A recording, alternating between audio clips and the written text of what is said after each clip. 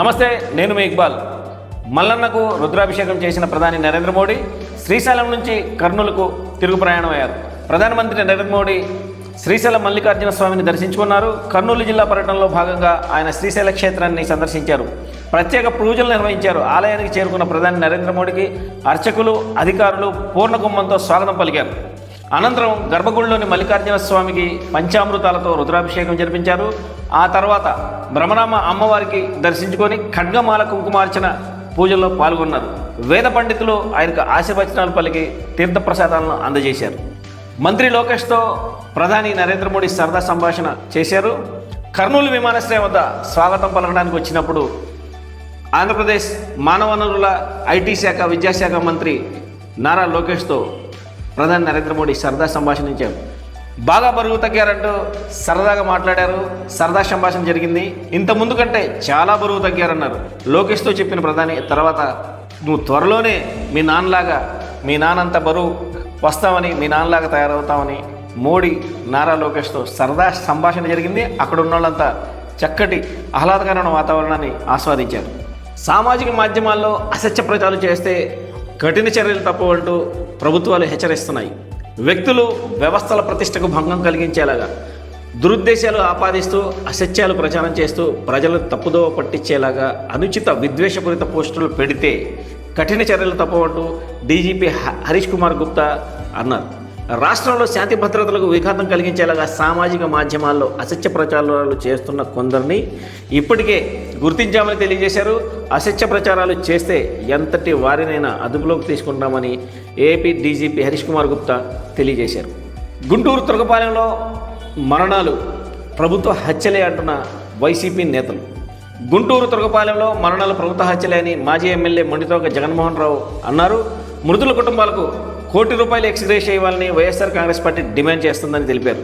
తురకపాలెంలో కలుషిత నీరు తాగి అనారోగ్యం పాలైన వారికి ప్రభుత్వమే ఉచిత చికిత్స అందించాలి.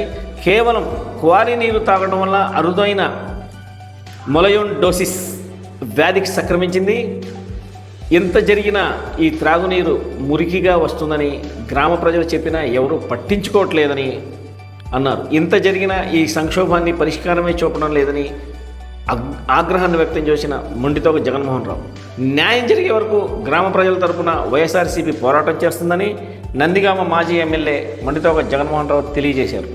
కేంద్ర రాష్ట్ర ప్రభుత్వాలు ప్రతిష్టాత్మకంగా చేపట్టిన సూపర్ సేవింగ్స్ కార్యక్రమంలో భాగంగా ప్రభుత్వ స్థానిక శాసనసభ్యురాలు తంగిరాల సౌమ్య ఆదేశాలతో పట్టణ పరిధిలోని ఎంజీ ప్యాలెస్ పల్లగిరి కొండపై జీఎస్టీ 2.0 అవగాహన ర్యాలీ నిర్వహించారు. ఈ కార్యక్రమంలో RDO Balakrishna, commissioner G Lovaraju, executive engineer Phani Srinivas, sanitary inspector Durgaprasad సిబ్బంది తదితరులు పాల్గొన్నారు. ఆంధ్రప్రదేశ్లో చికెన్ షాపుల విక్రయాలకు సంబంధించి కీలక నిర్ణయం జరిగింది. ఆంధ్రప్రదేశ్లో చికెన్ షాపుల విక్రయాలకు సంబంధించి ప్రభుత్వం కీలక నిర్ణయం తీసుకుంది. చికెన్ వ్యవహారంలో అక్రమాలకు అరికట్టేందుకు కొత్త లైసెన్సింగ్ విధానాన్ని తీసుకురావాలని నిర్ణయించింది. రాష్ట్రం మాంసాభివృద్ధి సంస్థ చికెన్ వ్యాపారంలో పారదర్శకతను పెంచడానికి లైసెన్సింగ్ విధానాన్ని ప్రవేశపెడుతుంది. దీని ద్వారా చికెన్ దుకాణానికి లైసెన్స్ తప్పనిసరి అవుతుంది. ఈ లైసెన్స్ ద్వారా కోళ్ల సప్లై చైన్ను పూర్తిగా పర్యవేక్షించవచ్చు. పౌల్ట్రీ ఫారాల నుంచి కోళ్లు ఎక్కడి నుంచి వస్తున్నాయి, షాపుల యజమానులు ఎవరికి అమ్ముతున్నారు అనే విషయాలకు ట్రాక్ చేసేలాగా పక్కా వ్యవస్థను ఏర్పాటు చేయాలని రాష్ట్ర మాంసాభివృద్ధి సంస్థ బోర్డు తీర్మానించింది. విజయవాడలో పశుసంవర్ధక శాఖ డైరెక్టర్ కార్యాలయంలో సంస్థ చైర్మన్ చంద్ర దండు ప్రకాష్ నాయుడు ఆధ్వర్యంలో ఈ నిర్ణయాలు తీసుకున్నారు. వైసీపీ మాజీ ఎమ్మెల్యేపై కేసు నమోదు చేశారు. పల్నాడు జిల్లా నరసరావుపేట మాజీ ఎమ్మెల్యే వైసీపీ నేత గోపిరెడ్డి శ్రీనివాసరెడ్డిపై పోలీసులు కేసు నమోదు చేశారు. 2 రోజుల క్రితం పట్టణంలో ముందస్తు అనుమతి లేకుండా ర్యాలీ నిర్వహించారనే ఆరోపణలతో ఆయనతో పాటు మరో 22 మంది అనుచరులపై నరసరావుపేట 1 టౌన్ పోలీస్ స్టేషన్లో కేసు నమోదు చేశారు. ప్రభుత్వ భూ కేటాయింపుల విధానాన్ని సవాల్ చేస్తాం. విశాఖలో సత్వ డెవలపర్స్కు భూ కేటాయింపుకు సవాల్ చేస్తూ దాఖలైన ప్రజా ప్రయోజన వాజ్యం బిల్పై బుధవారం హైకోర్టులో విచారణ జరిగింది. పిటిషనర్ తరపున న్యాయవాది పొన్నవోలు సుధాకర్ రెడ్డి స్పందిస్తూ భూ కేటాయింపు కోసం ప్రభుత్వం తీసుకొచ్చిన పాలసీని సవాల్ చేస్తూ పిల్ను సవరించేందుకు అనుమతించాలని కోర్టును కోరారు. పిఠాపురంలో వర్మను జీరోని చేశాం, మంత్రి నారాయణ సంచలన వ్యాఖ్యలు. నెల్లూరు సిటీ నేతలతో మంత్రి నారాయణ టెలికాన్ఫరెన్స్లో చేసిన వ్యాఖ్యలు లీక్ కావడంతో ఏపీ రాజకీయాల్లో హీట్ పెరిగింది. ఆడియోలో ఆయన పిఠాపురం మాజీ ఎమ్మెల్యే వర్మను జీర్ణం చేశామని పేర్కొని పవన్ కళ్యాణ్ కోసం వర్మను సైలెంట్గా ఉంచాలని సూచించారు. ఈ వ్యాఖ్యలు బయటకు రావడంతో టీడీపీ అంతర్గత రాజకీయాలపై చర్చ మొదలైంది. టీడీపీ, జనసేన, బీజేపీ కూటమి ప్రభుత్వంగా రాష్ట్రంలో ప్రభుత్వాన్ని కొనసాగిస్తున్నాయి. ఇందులో భాగంగా తెలుగుదేశం పార్టీకి సంబంధించిన మంత్రి నారాయణ ఈ రకమైనటువంటి వ్యాఖ్యలు చేయడం ఎటువైపు దారితీస్తుందని ప్రజల్లో చర్చ జరుగుతుంది. చంద్రబాబు వర్మకు ఇచ్చిన వార్నింగ్ కూడా మరో హాట్ టాపిక్గా మారింది.